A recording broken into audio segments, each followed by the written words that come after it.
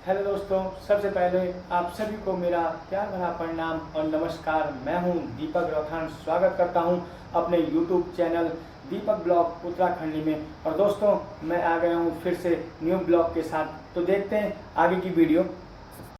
दोस्तों, आज धूप लगी हुई है बहुत ज़बरदस्त, और आज मैंने कुछ विशेष सोचा है, क्योंकि आपको पता है कि जब बरसात का टाइम रहता है तो किचन में जितनी भी राशन रूसन होती है तो उसमें ज़्यादातर प्रॉब्लमें होती हैं। आपको पता है एक घुन होता है, वो घुन बहुत ज़्यादा आता है चावल में, आटे में, और आटे में भी छोटे छोटे से बारीक से कीड़े होते हैं, वो बरसात में होते ही होते हैं। आप चाहे जहाँ भी रहते हो तो कुछ राशनों में प्रॉब्लम आती है। तो सबसे पहले आज जाऊँगा मैं अपने किचन में। तो ये हमारा किचन है जहाँ हम खाना बनाते हैं। तो ये हमारी एक रनिंग भट्टी है जो रनिंग में काम करती है। अगर ज़्यादा काम आ जाए तो रनिंग में चलती है ये भट्टी। दूसरी भट्टी हमारे पास एक छोटी सी है, ये भी कुछ ऐसे टाइम पे काम करती है जब हमें ख़ास ज़रूरत होती है। और ये जो हमारी भट्टी है ये रोटियों पे काम करती है और बहुत तेज़ चलती है। तो यहाँ हम अपनी रोटियाँ बेलते हैं बेलन से। और बाकी मैं आपको दिखा दूँ, ये हमारा जो सबसे पहले एक फ्रिज ये है, और साथ में ये डीप फ्रीज है। यहाँ हमारी चलती है कटिंग, चाहे कांदा हो, टमाटर हो, या शिमला मिर्च हो, कुछ भी, एनीबॉडी। और ये हमारे अंदर जा रहा हूँ मैं। तो यहाँ पे दोस्तों हम धोते हैं अपने बर्तन, जितने भी बर्तन होते हैं तो उन बर्तनों को यहाँ पे धोया जाता है। फिर धो धा के इधर रखते हैं हम, पूरे सफाई करके क्लीन करके। तो यहाँ पे हमने एक गीज़र भी लगाया है कि हमें कभी ज़रूरत पड़ती है गर्म पानी की, तो वो भी आवश्यकता हमें हर टाइम रहती है लगभग। तो क्योंकि जहाँ भी हमें यूज़ करना होता है तो हम गीज़र से करते हैं, क्योंकि हमारे यहाँ पानी आपको पता है बहुत शुद्ध आता है और जड़ों से आता है। तो वहीं पे हम लाइनें बिछाते हैं पानी की और वहीं से सीधा अपने घरों तक पहुँचाते हैं। तो ऐसे हम बर्तनों का सेटअप रखते हैं अपना, जहाँ पे हम रखते हैं। तो ये हमारे बर्तनों का सेटअप, हम ऐसी जगहों पर अपने बर्तन रखते हैं। बड़े बड़े पतीले हैं, वो आगे भी दिखाऊंगा मैं आपको। तो चलते हैं फिर। थोड़ा सा धूप लग रही है अंदर और कुछ वीडियो साफ नहीं आ रही, मैं जानता हूँ, लेकिन कुछ स्थिति और परिस्थिति ऐसी है कि ऐसी स्थिति में मुझे अपनी एक वीडियो बनानी पड़ रही है।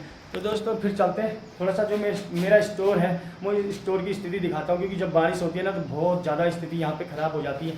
क्योंकि आपको मालूम है कि सीलन तो हर जगह है, लेकिन पहाड़ों में सीलन बहुत ज़्यादा हो जाती है, क्योंकि पानी इतना ज़्यादा होता है। बिना बरसात के भी पानी भरपूर है हमारे पहाड़ों में, क्योंकि भगवान ने जो ये पेड़ पौधे यहाँ पे हमारे पास दिए हैं, जो हमारी लाइफ में जिनकी सबसे ज़्यादा आवश्यकता होती है, वो हमारे पास है। तो पानी भी होगा ही, तो थोड़ा सा प्रॉब्लम हमें झेलनी पड़ेगी। तो चलते हैं स्टोर में।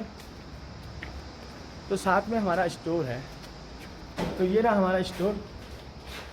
तो भाई साहब, स्टोर में बहुत सीलन थी और अभी धूप लग रही है। मैंने कई दिनों से दरवाजे खोले हैं तो थोड़ा सा कम हुई है सीलन।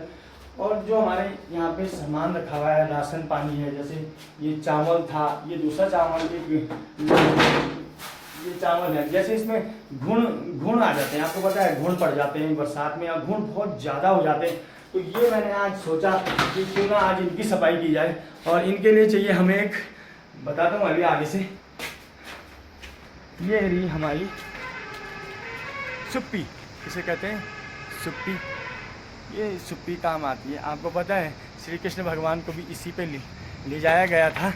जब वसुदेव जी ले जाते हैं तो इसी पे श्री कृष्ण को भगवान को ले गए थे।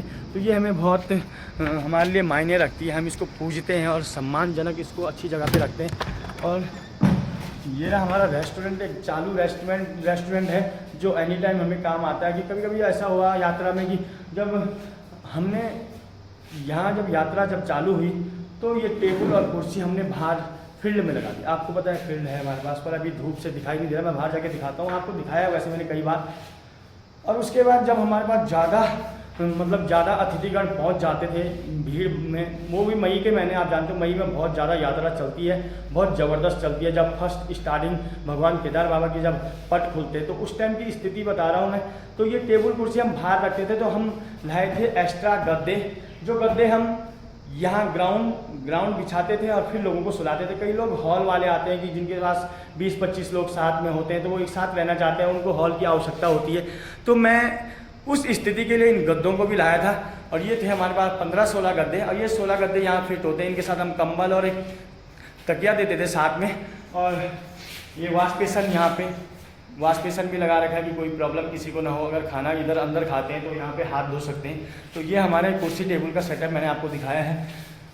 बस दोस्तों, आजकल आपको पता है कि थोड़ा सा धूप ज़्यादा है, सारे लोग काम पे लगे हुए हैं। आपको पहाड़ों में तो आपको पता है, जब अभी जो चावल की धान जो कटी वो लोगों ने सुखा के शायद सुखा रहे हैं आजकल, और फिर उसके बाद उनको साफ करके अंदर रखते हैं।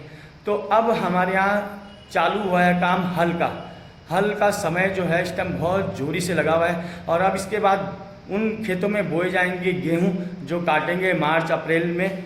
और अभी आपको सबसे पहले आपको एक चीज़ और बताना चाहता हूँ कि जो ये अक्टूबर नवंबर दिसंबर का जो ये महीने चलते हैं हमारे पहाड़ में, ये बहुत मज़ेदार होते हैं, क्योंकि सब लोग अपने काम को निपटा कर श्री राम प्रभु जी का चरित्र का वर्णन दिखाते हैं। अपने गांव में रामलीला, जिसे हम कहते हैं रामलीला का मंचन किया जाता है। और हमारे गाँव में भी 16 नवंबर से रामलीला होने वाली है। सारे भाई लोगों को हमने आमंत्रित और निमंत्रण दिया है कि सब लोग अपने गाँव में पधारे, क्योंकि रामलीला हो रही है 16 तारीख से।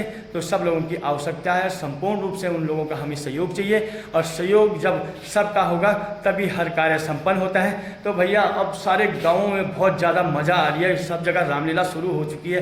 हर गाँव पे लगभग रामलीला होती है इन सर्दियों के समय, क्योंकि लोगों के पास खेतों का और ज़्यादातर काम नहीं होता है, सब लोग उस टाइम फ्री रहते हैं। तो सब लोग रामलीला का मंचन स्टार्ट करवाते हैं अपने अपने गाँव में। तो बहुत ज़्यादा मज़ा आ जाती है। आपको पता है सब लोग भागते हैं रात को, रातें लंबी होती हैं, लेकिन ठंड भी होती है, लेकिन ठंड की व्यवस्था भी की जाती है। हमारे यहाँ पे जब रामलीला होती है तो हम लकड़ियाँ इकट्ठे करके लकड़ियाँ भी जलाते हैं। जो बाहर से अतिथि आए हुए होते हैं उनके लिए लकड़ियाँ रखी रहती है, और काफ़ी बड़ी सी आग जलाई जाती है, उसको आग भी सेकते हैं। और गाँव में पता है आपको, हमारे भाई लोग दुकान भी खोलते हैं छोटी छोटी, और उन दुकानों में जो चाय पीने का मज़ा आता है ना, वो कुछ खास होता है। और वो बोलते हैं ना आपको, क्या मैं भूल गया इस टाइम, लेकिन मूंगफली हो गई, रेवड़ी हो गई, और ये गुड़ पापड़ी हो गई, ये बहुत ज़्यादा बिकती है। बच्चे लोग, हम लोग भी खाते हैं, और चाय तो हम बराबर पीते हैं। वो चाय चाहे कैसी भी हो, लेकिन मज़ा बहुत आता है रात को। और 1-2 बजे आप चाय पियो और कहीं पे रामलीला देखो, और वाह क्या मज़ा आता है। तो दोस्तों फिर मिलता हूँ थोड़ी देर बाद। छान रहे हैं हम चावल, और ये है सुप्पी, ये बहुत काम करती है चावल छानने में। और इसमें घुन ज़्यादा पड़े हुए थे जो हमें बार बार परेशान कर रहे थे, तो आज धूप लगाई तो थोड़ा धूप पे रखा है चावलों को। इतने मैंने छान लिए हैं, और बहुत ज़्यादा घुन निकले, बड़ी मुश्किल हो गई इनको छानते छानते। तो इससे ऐसे करना पड़ता है, लेकिन काम सारे सीख रखे हैं तो आदत सी पड़ गई है अब। तो भैया आज का काम यही है।